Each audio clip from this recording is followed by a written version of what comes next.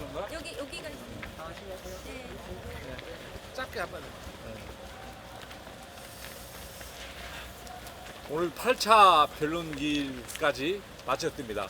9차는 증거조사길로 한다고 합니다. 지금까지 여러 가지 어려움이 많았는데 공정하게 양쪽 얘기를 다 들어주신 재판부에게 감사하다는 말씀을 드립니다. 제가 헌재에 올 때 안국역에서 걸어왔습니다. 한쪽은 방금 저기 말씀하시다시피 헌정 질서를 지켜라, 윤석열을 탄핵하라는 목소리가 있고, 한쪽은 윤석열을 지키라는 세력이 있습니다. 오늘 이 법정에서도 똑같은 상황이 연출되었습니다. 세 번째 증인 나오는 조세성현 대령은 국회의원을 끌어내라는 상부의 지시를 우리 부하들에게는 시킬 수 없다 해서 거부하고 한강 다리를 건너지 못하게 했다고 합니다. 정말 대한민국을 지킨 훌륭한 구인이 아닐 수 없습니다. 그런데 소추인 측은 피소추인과 변호인단 모두 자신의 잘못은 전혀 깨닫지 못하고 어떻게 살아볼까 하는 그런 추한 모습을 보였습니다. 대한민국이 바로 서기 위해서 빠른 시일 내에 헌법재판이 종결되어서 대한민국이 다시 서고 굳건한 대한민국에서 새로운 미래를 꿈꿀 수 있는 대한민국이 봄이 되기 전에 빨리 시작되기를 기원드리겠습니다. 고맙습니다. 네, 오늘로써 국회 소추단에서 저희들이 입증하려고 했던 모든 내란행위 관련해서는 대부분이 저는 입증됐다고 생각을 합니다. 오늘 피청구인 측에서 신청한 조태영 국정원장 같은 경우에도 홍장원 1차장의 그 체포 명단과 관련한 메모의 작성 경위에 대해서 오늘 오히려 조태영 국정원장이 나와서 전체적으로 그 메모가 어떻게 작성이 되었고 홍장원 1차장의 체포 그 명단을 받은 그 경위에 대해서 오히려 더 명확하게 조태영 증인이 증언을 했다고 저는 생각을 합니다. 그런데 조태영 국정원장은 계엄 전날 김건희 씨하고 어떤 문자 주고받았는지 그 부분을 좀 더 밝혀야 되지 않는가, 오히려 새로운 내란과 관련한 추가적인 의혹이 제기되었습니다. 그리고 조성현 수방사 1 경비단장의 증언은 국회의원을 끌어내라는 지시를 받았다는 분명한 증언을 했습니다. 피청구인 측에서 계속해서 집중적으로 그 진술의 신빙성에 대해서 추궁을 했지만 흔들리지 않고 진술을 한 이유는 부하들이 있어서 거짓말을 할 수 없었다는 군인 정신에 따른 저는 참된 말이라고 저는 생각을 합니다. 오늘 또 긴 시간 동안 재판관님들께서 이 재판을 진행해 주셔서 감사드리고, 그리고 국회 소추단도 마지막까지 최선을 다하겠다는 말씀드리겠습니다. 수고하십시오. 자, 수고들 하십시오. 네.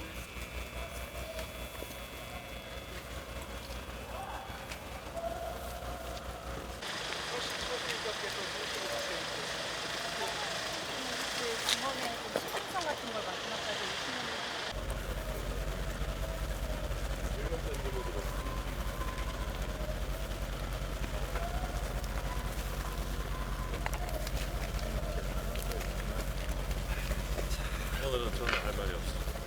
아니, 먼저 하시죠. 장사님 가운데 서시고. 네.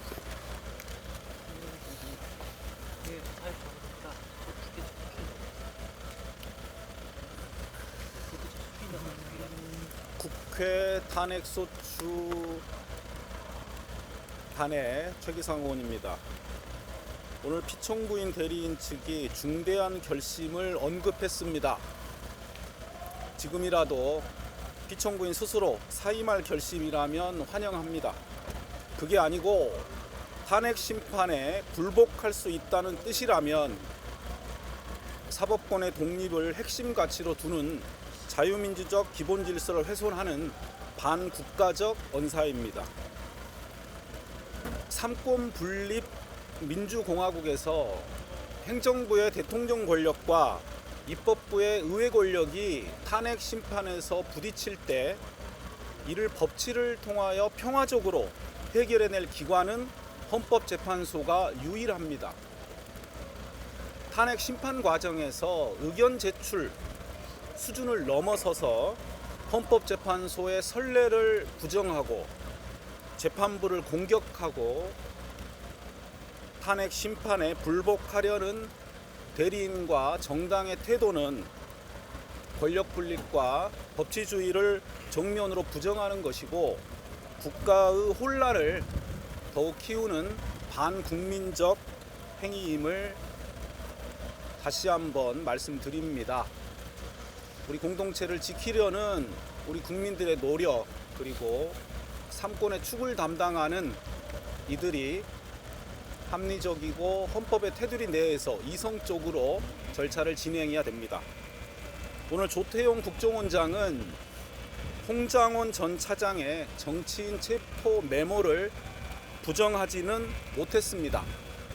오히려 11개월가량 매주 1회 피청구인에게 보고를 하는 국정원장의 진술 중에 대통령이 국정원 1, 2, 3차장의 업무를 구체적으로 모른다는 생각이 들었다라고 수사기관에 진술한 것으로 나오고요. 이번에 대통령과 통화에서 미국에는 내일 간다라는 구체적인 말을 했는데도 피청구인이 못 알아듣는 것 같습니다. 그동안 피청구인이 정확히 무엇을 알고 국정을 운영했는지 그동안의 국정 운영의 난맥생의 원인이 피청구인에게 있는 것은 아닌지 조금 더 뚜렷해지는 시간이었습니다. 끝으로 헌법재판소를 흔들려는 외부의 부당하고 국민들을 걱정을 끼치게 하는 그런 운동들이 헌법재판부를 언짢게 하거나 곤란하게 해서는 안 된다고 생각합니다. 그럴수록 그런 주장을 하는 쪽에 유리할 일은 전혀 없습니다. 재판부에서도 그런 느낌을 갖지 않았나라는 생각이 드는 재판 과정이었습니다.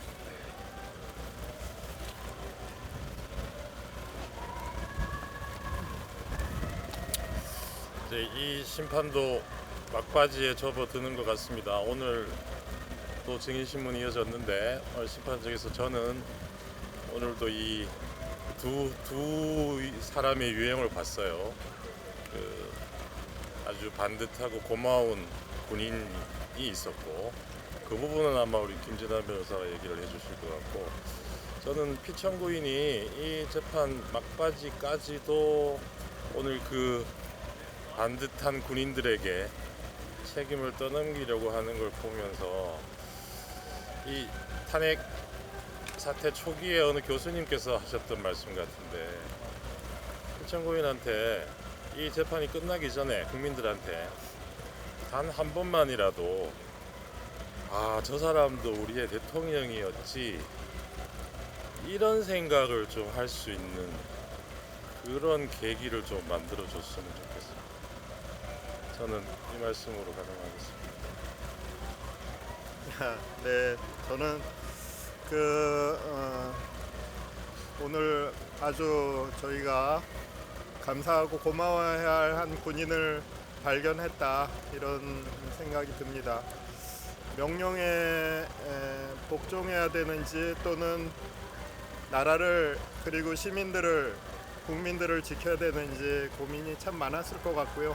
그 과정에서 자신이 할 수 있는 최선을 다해서 국민들을 지키고 헌법을 지키고 나라를 지키는 본인의 사명을 찾은 그런 군인들에게 우리 국민 모두가 다 감사해야 하지 않을까 생각합니다. 그런 군인들이 없었다면 정말 우리 모두의 생명도 안전도 자유도 다 한 사람의 또는 몇 사람의 욕심 앞에 굴복해 버렸을 것, 그리고 처참하게 찢겨져 버렸을 것 같다는 생각이 들어서 참 감동적인 시간을 느꼈습니다.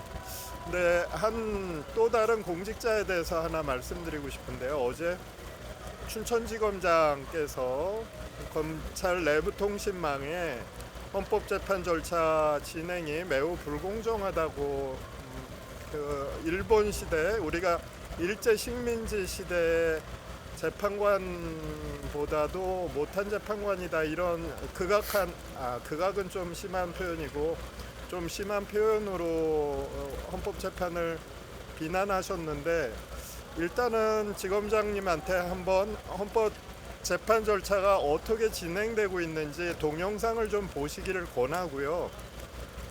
사실에 전혀 맞지 않는 주장을, 더군다나 이 엄중한 헌법 위기 상황에서 모든 국민들이 지금 불안해하고 갈라져 있는 상황에서 공직자로서 헌법을 지켜야 될, 그리고 헌법과 국가를 보호해야 될 공직자로서 팩트에 안 맞는 말로써 혼란을 가중시키는 그런 발언하는 건 정말 곤란하다라는 생각이 들고, 재판부가 시간을 제한하는 것은 우리나라 법원뿐만 아니라 미국 연방대법원도 마찬가지입니다.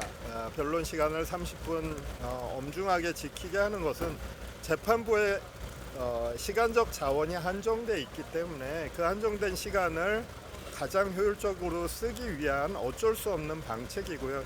양측이 공정하게 그것을 자신들이 가장 효과적으로 사용할 수 있는 방법으로 사용해서 주장해서 소송을 승패로 이끄는 것이 모든 최고법원들이 다 하고 있는 방식입니다. 그러니까 그 부분이 잘못됐다는 건지, 헌법재판소에서 어떤 특히 피청구인에게 어떤 방어의 기회를 보장해주지 않고 있는 것인지 정확하지는 않은데, 한번 동영상을 보시면 본인이 생각하는 것보다 피청구인의 방어권이 지나치게 과도하게 보호되고 있구나 하는 것을 곧 느끼실 것 같다는 생각이 들고요. 한번 동영상을 보시기를 권해드립니다. 그리고 함부로 우리 헌법재판소를 일제 식민지의 총독부의 재판소랑 비교하는 그런 잘못된 그런 표현으로 우리 국민들을 혼란시키지 않았으면, 그것이 공직자의 도리라는 것을 좀 알아주셨으면 하는 생각입니다.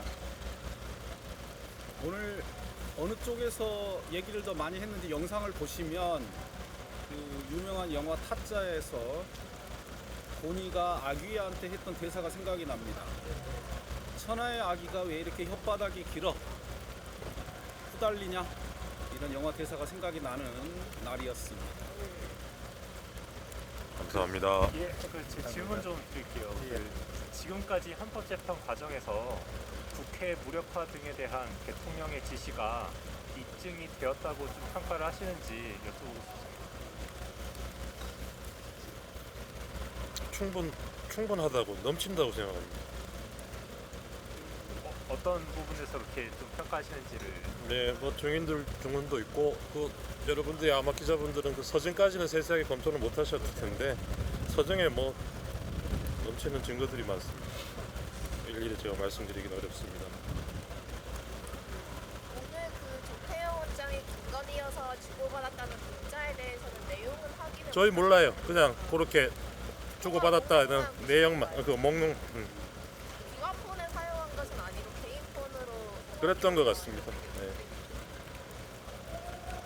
피청구인 측에서 뭐 진술 주소도 그렇고 계속 뭐 신빙성이 없다라고 적히고 있는데 계속 그 주장을 계속 반복을 하고 계신데, 그거에 대해서 좀 어떻게 대응하실 계획 같은 게 있으실까요? 뭐 장외 외도가 그건 사실 헌법재판소가 여태까지 대통령 탄핵을 세 번 했죠. 탄핵 사건이 두 번인가요? 이게 세 번째죠. 이번이 세 번째고, 다른 탄핵 사건도 여러 사건이 있었고요. 그 사건들에서 일관되게 적용하고 있는 원칙이거든요, 판례에 따라서. 근데 만약에 피청구인 측의 주장대로 만약에 이번에만 예외적으로 피청구인 원한대로 해준다면은 그거야말로 자의적인 법리 적용이죠. 일관된 법리에 따라서 지금 하고 있는 것이고 그 법리에 따라서 판결이 내려졌고 그 판결을 우리 모든 국민들이 다 여태까지 받아들이고 존중해 온 겁니다. 근데 피청구인에게만 특혜를 달라고 하는 자신을 위한 특혜를 달라고 하는 주장인데 그것은 우리나라 헌법에 정해져 있는 법은 모든 사람들에게 평등하게 적용된다는 그 원칙을 스스로 깨려고 하는 그런 주장이라고 생각합니다. 조태용 원장 증인 신문 때 대통령에게 국내에 있다고 보고한 거를 통화 시점 타임라인을 통해서 말을 했는데 서준 자료를 보셨을 테니까 정확한 사실관계가 어떻다고 보시는지도 좀 궁금합니다. 사실관계라는 거는